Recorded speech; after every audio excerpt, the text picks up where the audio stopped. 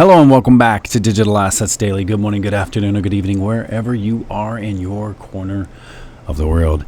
A lot of exciting information coming out, and it's literally about to bust the dam. We're going to have a major flood, a major tsunami, a major avalanche of information continue to roll out until, I believe, literally up unto the proper party. And I believe there's going to be probably one or two.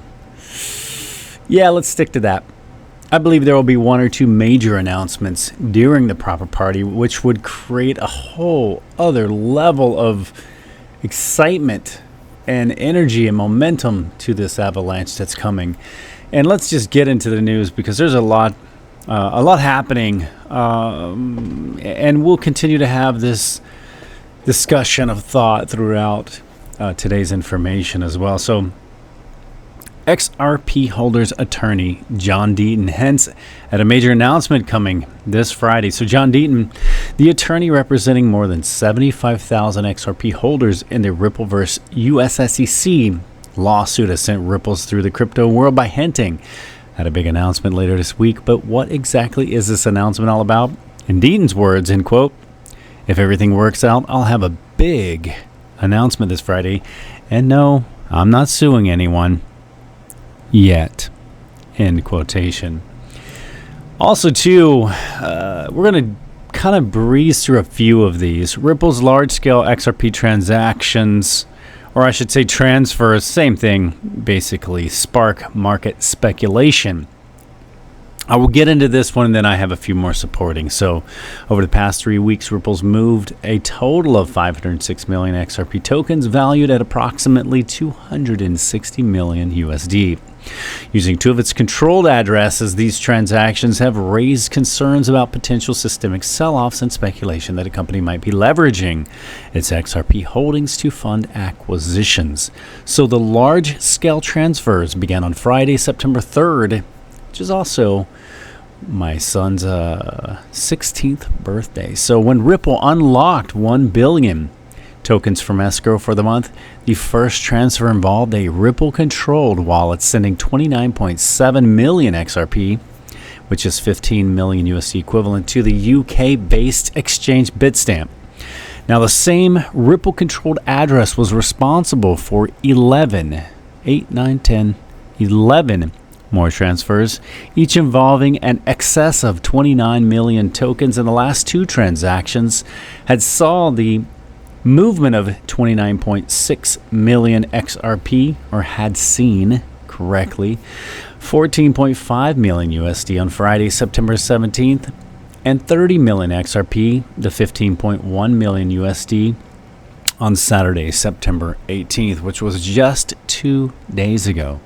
So another Ripple-controlled address carried out the remaining transactions, moving a total of 175 million XRP tokens in two transactions on Monday, which was September 11th, and Saturday, September 18th as well. So these tokens were sent to another Ripple-affiliated wallet and subsequently routed through several addresses to the exchanges. So again, there's a lot of speculation, and just a quick one to toss it out there. R3 having trouble. Ripple recently having bought another, or acquired another company. What was it, last week, in the past few days, either way, that was having trouble as well. Discussion with R3, if you go back in history, they kind of had a clash with Ripple in regards to XRP acquisition of their own. So now there's speculation, is Ripple actually going to buy R3, as it's connected to a significant amount of financial institutions and FedNow, etc. And that would be very, very interesting. So that, as we say, Ripple's connected to everything either directly or indirectly. That would kind of bring them out of the closet and into the direct spotlight. As one thing with R3, the default token had been XDC.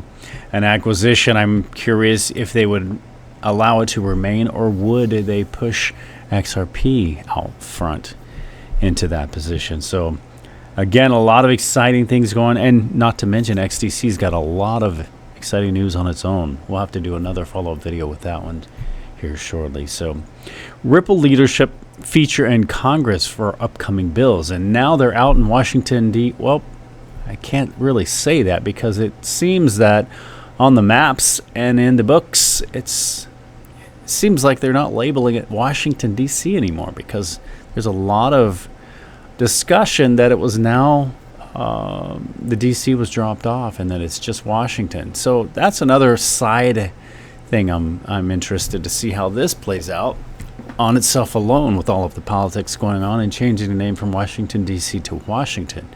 So we have two states, we have the North and South Carolina. Are we going to have like a East and West Washington state? That'll be very interesting. But either way, I digress on that.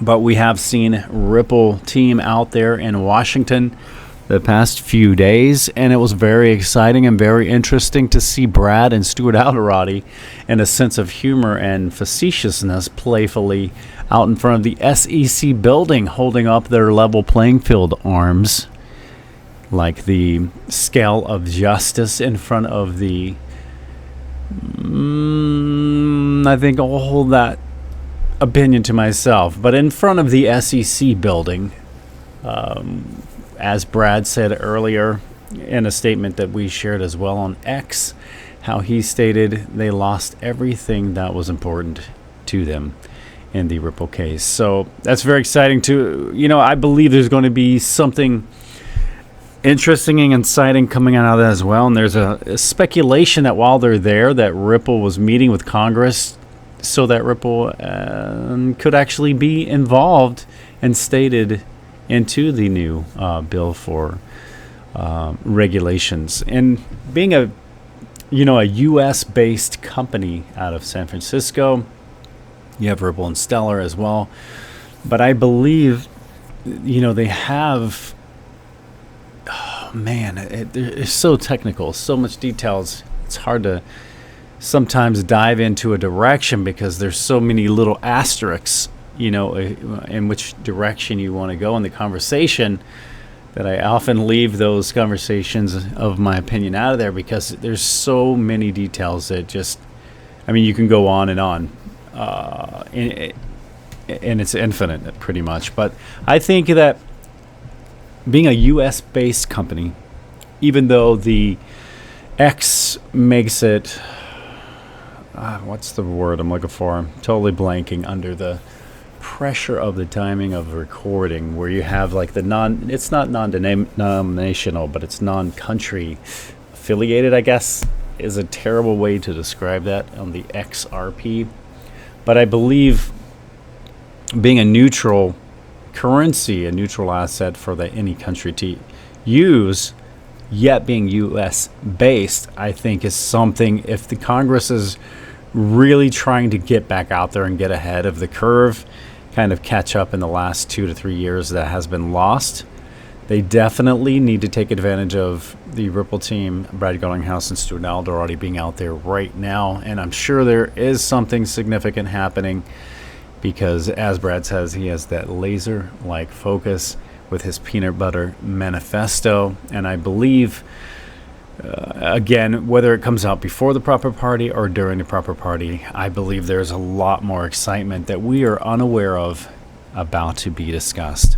So millions of XRP moved by Ripple to certain exchange ignites systemic sell-off speculations, and you have the Ripple large-scale XRP transfer sparking market speculation. Stumbling over my words there. Again, just wanted to toss it out from different articles.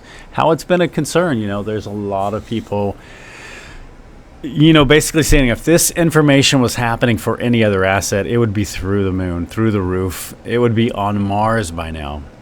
And I think they're not wrong, but I know that these guys are very strategic and they're very cautious and careful in their planning and moving.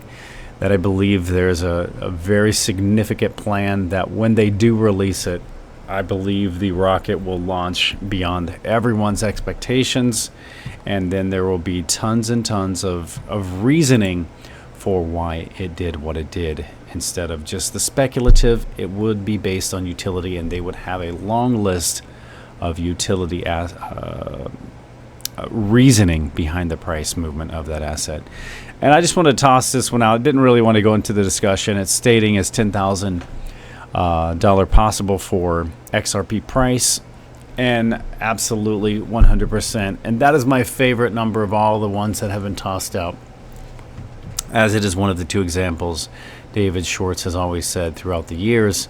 He's given the example of a $10,000 XRP and a $1 million XRP, and those have always been my favorites from the beginning of holding XRP.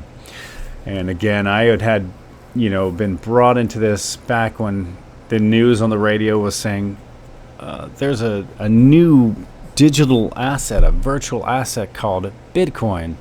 At the current price, it was just under 25 cents. I always round it up. I think it was like 24 something, whatever. But round it to 25 cents.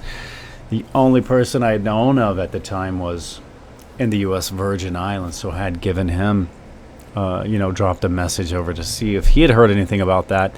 He was like, absolutely, I know all about it. And I had learned quite a great deal from him. And that's when he had said, follow, the open coin, check out Ripple's, it's going to $50. And then that's when I was following that one. Then I'd lost it for a bit, and that was during the change of open coin becoming Ripple Labs Inc. and Ripple's becoming XRP. So the transition was a little bit of confusion for me. Back then, there wasn't a whole lot of people you could turn to, and there wasn't a lot of influencers out there that you could even listen to. You didn't have the wallets we have today. There was just so much going on. Only a few exchanges you could even get it from. So it's come a long way over the years to where we are today. And man, after waiting, 8+ years for many of us, the excitement is here, and it's very surreal being in the end zone. And basically, as Brad Garlinghouse states, finishing the marathon. So, guys, remember, this is not financial advice. It's for entertainment purposes only. I know we're going to have a lot of good memories, have a lot of good times. And if everything plays out, there will probably be a lot of photos taken and a lot of new memories made at the proper party. Guys, as always, before we go, remember, this is not financial advice. It's for entertainment purposes only. And I do want to leave you with a final thought. You are never too old to set a new goal or to dream a new dream. Much love, and I'll catch you in the next one.